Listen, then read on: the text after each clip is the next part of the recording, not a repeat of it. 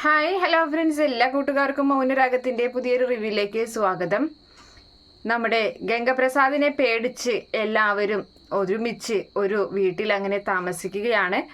അതായത് നമ്മുടെ കാർത്തികയുടെ വീട്ടിൽ കാർത്തികയുടെ എൻഗേജ്മെൻ്റ് ആണ് നാളെ നടക്കാൻ പോകുന്നത്. അതുകൊണ്ട് തന്നെ എൻഗേജ്മെൻറ്റിൻ്റെ തലേ ദിവസം തന്നെ കല്യാണിയും ദീപയും പ്രകാശനും അവിടേക്ക് വരികയാണ്.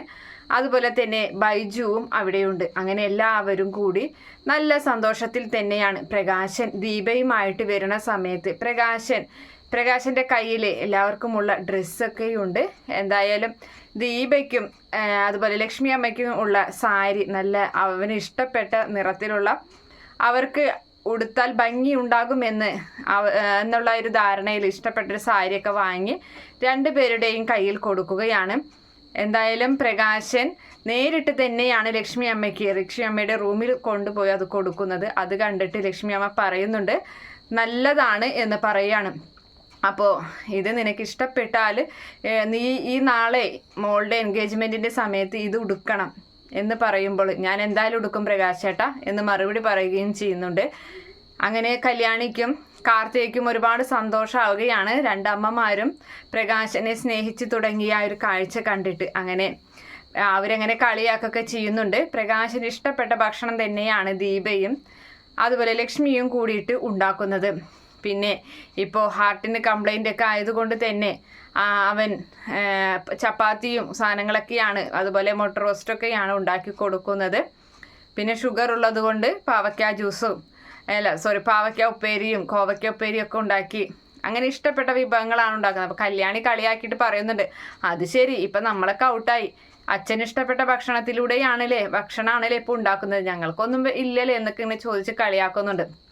എന്തായാലും അവരങ്ങനെ എല്ലാവരും ചേർന്ന് ഭക്ഷണമൊക്കെ ഇങ്ങനെ കഴിക്കുന്ന സമയത്തും പ്രകാശൻ വീണ്ടും ആശങ്കകൾ ഇങ്ങനെ പറയുന്നുണ്ട്.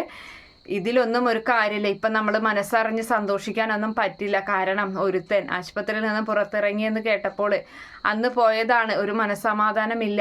നാളത്തെ കാര്യം എന്താകും, എൻ്റെ മോളുടെ നിശ്ചയം നല്ല ഭംഗിയിൽ നടന്നാൽ മതിയായിരുന്നു എന്നൊക്കെ ഇങ്ങനെ പറയുന്ന സമയത്ത് ലക്ഷ്മി അമ്മ പറയുന്നുണ്ട്, അത് സാരില്ല പ്രകാശേട്ടാ, കാരണം ഇവിടെ ഇപ്പോൾ എല്ലാവരും ഉണ്ടല്ലോ. പിന്നെ കിരണിൻ്റെ അച്ഛൻ്റെ ആൾക്കാരും ഒക്കെ നമുക്ക് ചുറ്റും, പോലീസൊക്കെ നമ്മുടെ ഈ വീടിന് ചുറ്റും വലം വെച്ച് നടക്കുന്നുണ്ടല്ലോ. അപ്പം അതുകൊണ്ട് തന്നെ അവന് പെട്ടെന്ന് ഈ വീട്ടിലേക്ക് കടന്നു വരാൻ പറ്റില്ല പ്രകാശേട്ടൻ സമാധാനമായിട്ട് ഭക്ഷണം കഴിക്കുക എന്നൊക്കെ ലക്ഷ്മി അമ്മ പറഞ്ഞങ്ങനെ കൊടുക്കുന്നുണ്ട്. അങ്ങനെ എല്ലാവരും ചേർന്ന് ഭക്ഷണമൊക്കെ കഴിക്കുകയാണ്. ഇതേ സമയത്താണെങ്കിൽ ഗംഗ കാത്തിരിക്കുകയാണ്. ഇന്ന് രാത്രി അർദ്ധരാത്രി കഴിഞ്ഞതിന് ശേഷം ഒരു ആംബുലൻസ് റെഡിയാക്കി നിർത്തിയിട്ടുണ്ട്. ആംബുലൻസിൽ വന്നിട്ട് വീട്ടിൽ വന്ന് ഇവരെ അപകടപ്പെടുത്താനാണ് ഈ പറയുന്ന ഗംഗയുടെ തീരുമാനം. അങ്ങനെ ഇരിക്കുമ്പോൾ ഭക്ഷണമൊക്കെ കഴിച്ചതിന് ശേഷം എല്ലാവരും കിടക്കാൻ വേണ്ടി പോവുകയാണ്. അപ്പോൾ ദീപ പറയുന്നുണ്ട്, ഇനിയിപ്പോൾ എല്ലാവരും കിടന്നോ, ഇനിയിപ്പോൾ നാളത്തെ കാര്യത്തെക്കുറിച്ച് ആലോചിച്ച് ടെൻഷനൊന്നും വേണ്ട എന്നുള്ള രീതിയിൽ എല്ലാവരും സമാധാനിപ്പിക്കുകയൊക്കെ ചെയ്യുന്നുണ്ട്. അങ്ങനെ പ്രകാശം പറയാണ്, എനിക്കെന്തായാലും ഇന്ന് കിടന്നാൽ ഉറക്കമൊന്നും വരില്ല എന്നിങ്ങനെ പറഞ്ഞിട്ട് ഞാൻ എന്തായാലും ഒന്ന് പുറത്തൊന്ന് പോയി നോക്കിയിട്ട് വരാമെന്നും പറഞ്ഞ് ബൈജുവിനെയും കൊണ്ട് ടോർച്ചൊക്കെ അടിച്ചിട്ട് ആ ചുറ്റുവട്ടത്തൊക്കെ ഒന്നിങ്ങനെ വീട്ടിൽ നിന്നുകൊണ്ട് തന്നെ ഒന്ന് വീടിൻ്റെ ചുറ്റും ഇങ്ങനെ ടോർച്ചൊക്കെ അടിച്ച് നോക്കുന്നുണ്ട്. അതുപോലെ തന്നെ ദീപ പറയുകയാണ്, പ്രകാശേട്ടൻ സമാധാനമായിട്ട് ഒരുത്തിയിൽ പോയി കിടന്ന് ഇനിയിപ്പോൾ ഈ ടോർച്ചൊന്നും അടിച്ചപ്പോൾ നടക്കണ്ട, അവന് അങ്ങനെ അത്ര പെട്ടെന്നൊന്നും അവന് വരാൻ ധൈര്യം ഉണ്ടാവില്ല, നമ്മളിപ്പോൾ എല്ലാവരും പ്രൊട്ടക്റ്റ് ചെയ്യുന്നുണ്ടല്ലോ, അതുകൊണ്ട് പ്രകാശേട്ടൻ കിടന്നോ റൂമിൽ, പിന്നെ കൂട്ടിനായിട്ട് ബൈജുവിനെ അങ്ങോട്ട് വിടാം, ബൈജു ഏട്ടൻ്റെ കൂടെ കിടന്നോളും എന്ന് പറയുകയാണ്. അങ്ങനെ ബൈജുവിനെ പ്രകാശൻ്റെ കൂടെ കിടത്തുകയും ചെയ്യുന്നുണ്ട്. അതേ സമയത്ത് കല്യാണിയും കാർത്തികയും ഒന്നിച്ചാണ് കിടക്കുന്നത്. കാർത്തികയ്ക്ക് ഒരുപാട് സന്തോഷമാകുന്നുണ്ട്. കാർത്തിക പറയാണ്, എനിക്ക് നിൻ്റെ കൂടെ കിടക്കാൻ കഴിഞ്ഞതുകൊണ്ട് എനിക്ക് ഒരുപാട് സന്തോഷമുണ്ടെന്നുള്ള രീതിയിലൊക്കെ സംസാരിക്കുകയാണ്. നാളത്തെ ദിവസത്തെക്കുറിച്ചൊക്കെ ഇങ്ങനെ അവർ സംസാരിക്കുകയാണ്. അപ്പോൾ ദീപ ലക്ഷ്മി അമ്മയോട് പറയുന്നുണ്ട്, അതെ, നമ്മൾ ഇവിടെ ഈ വീടിന് സുരക്ഷ കൂടുതൽ ഏർപ്പെടുത്തിയിട്ടുണ്ട്, പക്ഷേ ഈ ദിലീപിൻ്റെ കാര്യത്തിൽ അതാണ് എനിക്കൊരു ടെൻഷൻ.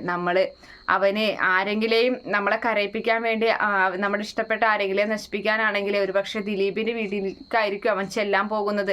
ദിലീപിന് എന്തെങ്കിലും അപകടം ഉണ്ടാകുമോ എന്നുള്ള കാര്യമൊക്കെ ദീപ് ഇങ്ങനെ ചോദിക്കുന്നുണ്ട് ലക്ഷ്മി അമ്മയോടും. അപ്പോൾ ദിലീപിൻ്റെ വീടിനും കാവലുണ്ടെന്നുള്ള കാര്യം ലക്ഷ്മി അമ്മ പറയുന്നുണ്ട്. എന്തായാലും കുറച്ച് സമയത്തിനുള്ളിൽ തന്നെ അവിടേക്ക് ഒരു ആംബുലൻസ് വരികയാണ്. ആംബുലൻസിൽ നിന്ന് ഗംഗ പുറത്തിറങ്ങുന്നുണ്ട് ഹെൽമെറ്റ് വെച്ചിട്ട്. അങ്ങനെ ഗേറ്റ് ചാടിക്കടക്കുകയും അതുപോലെ തന്നെ പുറകിലുള്ള ഡോറ് പയ്യെ തുറന്ന് അവൻ അകത്ത് കയറുകയും ചെയ്യുന്നുണ്ട്. അവൻ അകത്ത് കയറിയതിന് ശേഷം അവനെ പിടിക്കാൻ, അതായത് ഇവരെ ആരെയും തൊടാനായിട്ട് അവന് സാധിക്കുന്നില്ല. പകരം അവിടെ ആൾക്കാർ ഏർപ്പാടാക്കിയിട്ടുള്ള ആൾക്കാർ ഇവനെ പിടികൂടുകയും ഒരുപക്ഷെ അവന് വെടിയേൽക്കുകയും ചെയ്യുന്ന ഒച്ച കേട്ടിട്ട് എന്തോ ഒരു ശബ്ദം കേട്ടുകൊണ്ട് കല്യാണിയും കാർത്തികയും ചാടി എഴുന്നേൽക്കുകയാണ്. അങ്ങനെ ആ സമയത്ത് വന്ന് അവരിങ്ങനെ നോക്കുമ്പോഴായിരിക്കും ഈ ഗംഗയ്ക്ക് അപകടം പറ്റിയ കാര്യങ്ങളൊക്കെ കാണുന്നത്. അങ്ങനെ എന്തായാലും നമ്മുടെ ഗംഗയ്ക്ക് ഇവരെ തൊടാൻ ഒരിക്കലും സാധിക്കില്ല. അതുപോലെ തന്നെ പിറ്റേ ദിവസം നല്ല ഭംഗിയായി കാർത്തികയുടെ നിശ്ചയം നടക്കുന്നുണ്ട്. അതുപോലെ തന്നെ കല്യാണമൊക്കെ മുന്നിൽ നിന്ന് നടത്തുന്നത് പ്രകാശൻ തന്നെയാണ്. അതിനുശേഷമാണെങ്കിൽ ഈ പറയുന്ന ബൈജുവിൻ്റെ വിവാഹത്തിൻ്റെ കാര്യവും ഇതിനിടയിൽ എടുത്തിടുന്നുണ്ട്. ബൈജുവിൻ്റെ വിവാഹ കാര്യം അത് എന്തായാലും നടത്താൻ തീരുമാനിക്കുകയാണ്. നിഷയോട് സംസാരിക്കുന്നുണ്ട്. നിഷയ്ക്ക് താല്പര്യമുണ്ടെന്ന് മനസ്സിലാക്കി ബൈജുവിനും ഒരു കൂട്ടാക്കി കൊടുക്കുകയും ചെയ്യുകയാണ്. പിന്നെ തന്നെയല്ല ഈ പറയുന്ന സരയു ഇപ്പോൾ മനോഹറിനോട് വളരെ വലിയ ദേഷ്യത്തിൽ തന്നെയാണ്. അതുപോലെ തന്നെ ഈ ഗംഗപ്രസാദ് അവിടെ നിന്ന് പോയതിനു ശേഷം രാഹുലിൻ്റെയും അതുപോലെ നമ്മുടെ വിക്രത്തിൻ്റെയൊക്കെ നീക്കങ്ങൾ മനസ്സിലാക്കിയിട്ട് അതുള്ള കാര്യങ്ങളെല്ലാം തന്നെ വീണ്ടും കത്തയക്കുകയാണ് കിരണിന്. അപ്പോൾ കിരൺ പറയുന്നുണ്ട് ഇന്നും ഈ മനോഹറിൻ്റെ കത്തുണ്ട്, അവൻ അതിലെന്താ പറഞ്ഞിട്ടുള്ളതെന്ന് ഇങ്ങനെ ചോദിക്കുകയാണ്. അപ്പോൾ പറയുന്നുണ്ട് അവിടെ നടക്കുന്ന കാര്യങ്ങളെക്കുറിച്ചാണ് അവൻ്റെ മനസ്സിൽ അവൻ്റെ മനസ്സിൽ നിന്ന് വന്നിട്ടുള്ള വാക്കുകളാണ്. അവന് നല്ല മാറ്റമുണ്ട്, നമ്മളത് കാണാതിരിക്കുന്നത് ശരിയല്ലല്ലോ എന്നൊക്കെ ഇങ്ങനെ കിരൺ പറയാണ്. അപ്പോൾ വേണ്ട, സരുവിനെ വെറുപ്പിച്ചുകൊണ്ട് നമുക്കൊന്നും നേടണ്ട, അവളുടെ കുഞ്ഞ് അവളുടെ അനുവാദമില്ലാതെ അവനെ കാണിക്കേണ്ട, അവൻ എങ്ങനെ വേണമെങ്കിലും ആയിക്കോട്ടെ എന്നൊക്കെ ഇങ്ങനെ പറയുന്നുണ്ട്. എന്തായാലും നമ്മുടെ സരയു ഒരു കാരണവശാലും മനോഹറിന് കുഞ്ഞിനെ കാണിച്ചു കൊടുക്കാൻ അനുവദിക്കുന്നില്ല. കാരണം കാണിച്ചു കൊടുത്തു കഴിഞ്ഞാൽ തന്നെ അറിയാതെ ഇവർ കാണിച്ചു കൊടുത്തു കഴിഞ്ഞാലും അത് ചെന്ന് മനോഹർ രാഹുലിനോട് പറയും. രാഹുൽ അതറിഞ്ഞ് തൻ്റെ മകളെ അല്ലെങ്കിൽ ഭാര്യ എപ്പോഴെങ്കിലും അവിടേക്ക് വരുമ്പോൾ അവരോടും ഇതിനെക്കുറിച്ച് പറയാം. അപ്പോൾ ആകെ പ്രശ്നങ്ങളാവും. അതുകൊണ്ട് നമുക്ക് അവളറിയാതെ ഒരു കാര്യവും ചെയ്യണ്ട എന്ന് പറയുകയും ചെയ്യുകയാണ്. അങ്ങനെ നല്ല സമാധാനപരമായ ജീവിതം ഇങ്ങനെ നയിക്കുന്നുണ്ട്. അതുപോലെ തന്നെ ഏറ്റവും കാരണക്കാരിയായിട്ടുള്ള നമ്മുടെ സ്റ്റെഫിയെയും പിടികൂടുകയാണ്. പോലീസ് വന്ന് സ്റ്റെഫിയുടെ താവളം വളഞ്ഞ് അവളെ പിടിച്ചു കൊണ്ടുപോവുകയും ചെയ്യുന്നുണ്ട്. അവളുടെ കളികളും അതോടുകൂടി അവസാനിക്കുകയാണ്. എന്തായാലും അങ്ങനെയൊക്കെ ഒരു ഭാഗമാണ് നമുക്ക് കാണാൻ പോകുന്നത്. ഗംഗയുടെ ഈ അവസാന കളി തന്നെയാണിത്. ഗംഗയുടെ ഇനി ഒരിക്കലും അവനെ ഒരു കാരണവശാലും അവൻ പുറത്തിറങ്ങാനോ അതുപോലെ ഇനി മറ്റുള്ളവരെ അപകടപ്പെടുത്താനുള്ള ചിന്തയോടു കൂടി നടക്കുകയൊന്നുമില്ല. അങ്ങനെ അവസാനം പൂട്ടിടുന്നൊരു ഭാഗമാണ് വരാൻ പോകുന്നത്. കാത്തിരുന്ന് കാണാം. ഈ റിവ്യൂ ഇഷ്ടപ്പെടുകയാണെങ്കിൽ ഈ ചാനൽ ഒന്ന് സബ്സ്ക്രൈബ് ചെയ്ത് സപ്പോർട്ട് ചെയ്യാം. Okay friends, bye, thank U.